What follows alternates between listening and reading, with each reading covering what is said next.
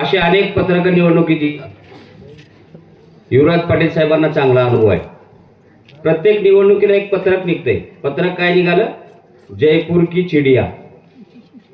आणि दुसरं वाक्य काय होतं? मेरे अंगने में तुम्हारा क्या काम है. मुलगी जन्मल्यावर मामा लग्न होते की नाही? तिला सासरी जावं लागते. तसं आपल्या उमेदवार सुप्रियाताई ह्या घरणीचे आहेत. त्यांचं लग्न झालं. त्यांना कुठं दिलं? त्यांना जयपूर का रायपूर का कोल्हापूर काहीच माहित नाही. आमचे शंतनू साहेब इथे बसलेले आहेत. त्यांचं मूळ गाव कोणतं आहे? धाराशिव जिल्ह्यामधलं कळमगाव त्यांचं मूळ गाव आहे. म्हणजे पायाखालची वाळू घसरल्याच्या नंतर प्रचाराला काही मुद्दाच उरला नाही की असं पत्र प्रत्येक निवडणुकीला येतं. या प्रत्येक निवडणुकीला येणाऱ्या पत्राचं उत्तर आपल्याला 7 तारखेला द्यायचं आहे. आपल्या लेकीला कुणी चिडिया म्हणलं तर आपल्याला सहन होईल का? बरं, आम्ही टीका टिप्पणी करतो का? आम्ही विकासावर. आणि निवडणूक जिल्हा परिषदची आहे. निवडणुकी रस्ते नाल्या पाण्याची आहे. निवडणूक इथं बसलेल्या माता भगिनीच्या लेकराच्या आरोग्याची शिक्षणाची निवडणूक आहे. आणि खासदार साहेबाबद्दल बोलले. इथं प्रचार सभा होती. खासदार साहेबांनी काय काम केलं? आदरणीय सुधाकररावजी श्रंगारे साहेबांनी लोकसभेमध्ये 105 प्रश्न विचारले. आपण आपल्या पहिल्या टप्प्यामध्ये 2 प्रश्न विचारले होते, तेही चंदनावर. 506 प्रश्न विचारले. 585 आकडा बघा. म्हणजे एखाद्या विषयी योद्धा जेव्हा हरत नाही ना साहेब, त्याला बदनाम केलं जात आहे. आणि असाच प्रकार आपल्या बाबतीत घडला.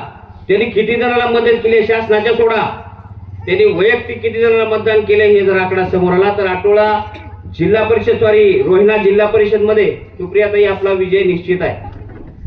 मी असंच वाक्य राजूरला बोललो होतो. कुणालाच विश्वास बसला नाही. पहिल्याच सभेत सांगितलं की आदरणीय आमचे स्वप्नीलजी होते विजयी. अनेकाला प्रश्न पडला की उमेदवारच मिळत नव्हता.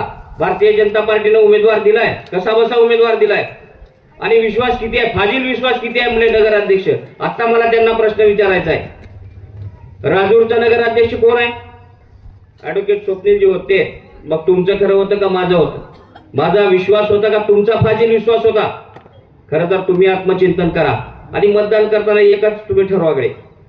आठवड्याला इथून मधून चाकूरला इथून मधून जावा आणि नळेगाव मार्गे जावा.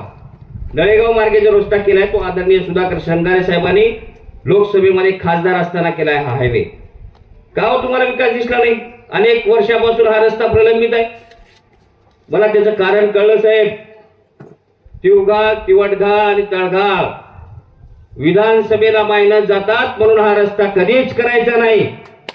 राजकारण, इतकं राजकारण. आणि 18 तर भाजपचा बाले किल्ला आहे. 25 वर्षापासून एकदा जर अपवाद सोडला तर या रोहिणा जिल्हा परिषद मध्ये भारतीय जनता पार्टीचं या ठिकाणी प्रतिनिधित्व आलेलं आहे.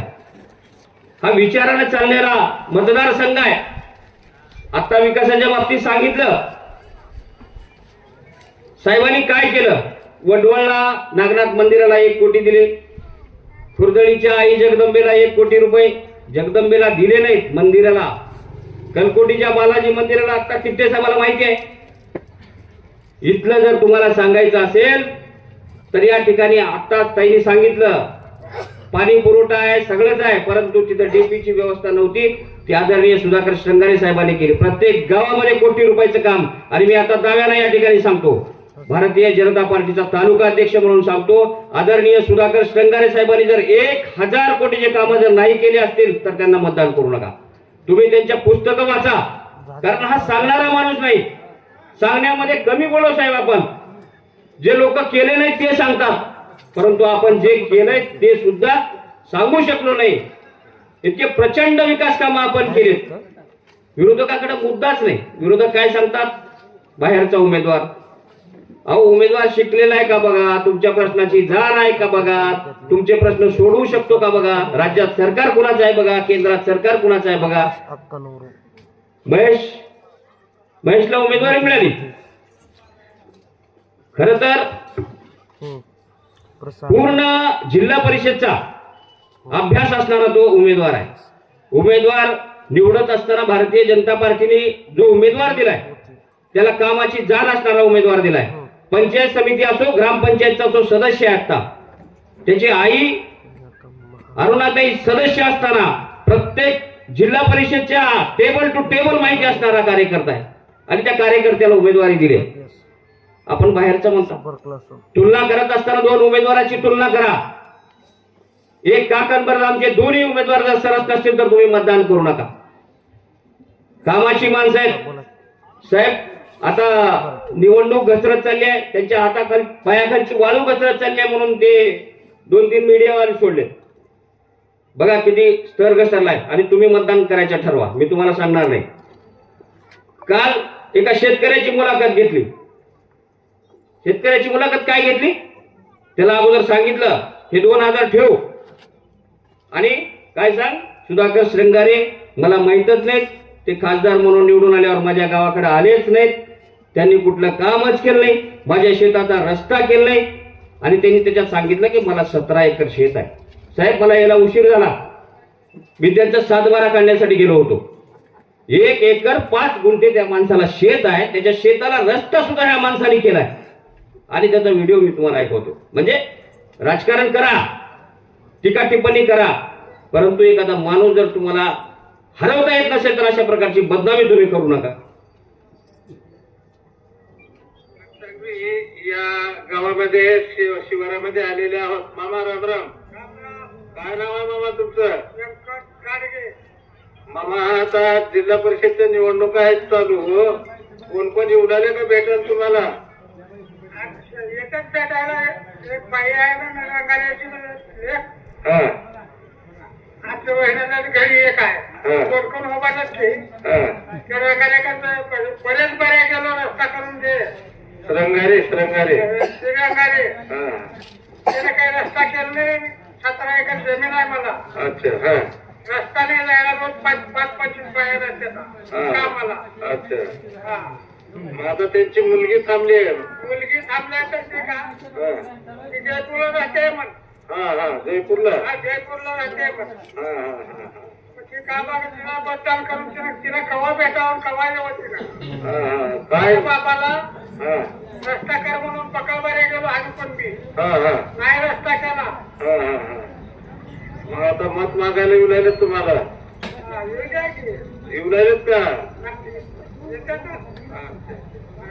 तो पत्रकार व्हिडिओ आहे भाट साहेब. दुसरा एक व्हिडिओ आहे त्याच माणसाचा, मी जाऊन गाठलं बाबा असे कशाबद्दल बोललो, तुम्ही पाहुणे आहो म्हणलं आमचे, मलाच लाज वाटलेले म्हणलं आता पाहुणा म्हणून घ्यायला. तर ते म्हणले साहेब काय झालंय सोयरे हो, ते आलता आणि 2000 रुपये. मी म्हणलं मोदीजीचे पडत नाहीत का? पडतेच म्हणलं, सकाळी काम पडलं होतं, दवाखान्यात जायचं होतं म्हणून 2000 रुपये दिला ना असं बोला. लगेच आज त्याला बोलल्याच्या नंतर त्याचं वाक्य काय बघा, म्हणजे निवडणुकीच्या ठिकाणी ठेवा, राजकारणाच्या ठिकाणी ठेवा आणि लोकांना किमान बदनाम तर करू नका. तुम्ही तुमचं ध्येय धोरण सांगा. आम्ही आमचा जाहीरनामा ठेवलेला आहे, आम्ही काय केलंय आणि काय करणार आहोत हे सांगितलंय. माणूस तोच आहे बरं का. बघा चौकट जाडके कोणताय भाट सांगितलं. सोशल मीडियावर व्हिडिओ व्हायरल होत आलाय, ते तुम्ही दिलेला आहे का? दिलेला आहे बघ ते का 50 रुपये नाही तिला देऊन जाऊ बोलायला लावलेला आहे. किती जमीन आहे तुमची? जमीन 6 एकर किती एकर तुम्ही 17 एकर करता? त्यानं सांगितलं 17 एकर जमीन 25 रुपये शेताला वाट नाही असं बोलायला लावलं. नाही, सांगायचा विषय एवढाच आहे, तुम्ही काय करायचे ते तुम्ही करा. आम्ही भारतीय जनता पार्टी म्हणून विकास कामं काय करायचे ते आम्ही करतो. पण तुमचा समोरचा माणूस जर तुम्हाला या रचनेमध्ये या यंत्रणेमध्ये प्रचारामध्ये जर तुम्हाला सापडत नसेल, पुढे जात असेल, त्याची ध्येय धोरणं मांडत असेल, तर तुम्ही अशा प्रकारे जर बदनामी त्याची करत असाल ते कुठेतरी थांबलं पाहिजे. आणि माझ्या सगळ्या माता भगिनींना विनंती आहे, आपण आता एकच संकल्प करायचा आहे. प्रचाराला दिवस 2 शिल्लक राहिले आहेत, उमेदवार तुमच्यापर्यंत येऊ शकणार नाहीत. माझी तुम्हाला हात जोडून विनंती आहे, निवडणूक साधी नाही, निवडणूक तुमची माझी निवडणूक आहे, सुप्रियाताईची निवडणूक नाही. त्यांनी जिल्हा परिषदेला लढल्या काय नाही लढल्या काय काही फरक पडेल का? काहीच फरक पडणार नाही. कोरोनाच्या काळात त्या माणसाने किती लोकांच्या घरी अन्नदान केलं हे त्यांनाच माहित नाही. मी कधी कधी म्हणतो साहेब लक्षात ठेवत जावा थोडं. ते म्हणतात करायचं असतंय विसरायचं असतंय, सांगायचं नसतंय. आपण कुणाची काय मदत केलो हे जर सांगितलं तर मदत केलेला किंमत राहत नाही. ताईला विचारलं तर तुम्ही निवडणूक कशामुळं, ते म्हणले की माझ्या वडिलाचं स्वप्न जे अपुरं राहिले ते पूर्ण करायचं आहे. खासदार साहेबांनी म्हणले लोकसभेला विस्तार खूप होता. पवार साहेब तुम्हाला माहिती आहे, तुम्ही लोकसभेचे विस्तारक होतो. 850 गावात मला जाता आलं नाही. आता मला 13-26 गावामध्ये जायला कसलीच अडचण नाही. येणाऱ्या काळात आपण जे जे त्या ठिकाणी आश्वासनं द्याल लोकांना ते मी पूर्ण करण्याचा प्रामाणिक प्रयत्न करेन. केंद्रात त्या माणसाची ओळख आहे, राज्यात खूप वजन आहे. आदरणीय फडणवीस साहेबांनी समोर जर त्यांनी शब्द टाकला तर त्यांचा शब्द खाली येत नाही. म्हणून आपल्या सगळ्यांना विनंती आहे, दोन्ही उमेदवार, माझी विनंती आहे दोन्ही उमेदवारांना थोडस समोर या आणि नमस्कार करा लोकांना. आदरणीय सुप्रियाताई इंजिनियर आहेत, महेश कामाचा माणूस आहे. दोन्हीही उमेदवार अतिशय गुणकारी उमेदवार आहेत. खरं सांगतो तुम्हाला, आता त्यांच्या बोलण्यातून तुम्हाला लक्षात आलं असेल इतकी प्रचंड पैसेवाली माणसं, किती सभ्यता आहे. काय करायचे त्यांना तर लोकांची सेवा करायची, तुमची सेवा करायची आहे. आणि जिल्हा परिषदचा सदस्य इथं निवडून येणारा जर टक्केवारी घेत असेल, विकास कामं देत असेल तर मला वाटत नाही ही लोकशाहीला साजेस आहे. आपण येणाऱ्या 7 तारखेला खर तर द्यायचा का संकल्प, सगळ्यांनी घ्यायचा का संकल्प. आपल्या सगळ्यांना विनंती आहे, आपण दोन्ही हात वर करायचे आहे आणि दोन्ही हात वर करून या ठिकाणी संकल्प करायचा आहे. सगळ्या माता भगिनी आणि सगळ्यांना विनंती आहे, दोन्ही हात वर करा. बोलो भारत माता की, भारत माता की, वंदे मातरम, वंदे मातरम. येणाऱ्या 7 तारखेला आपण आदरणीय सुप्रियाताईंना आणि महेश मशीनवर जिथं कमल दिसल तिथं बटन दाबायचं.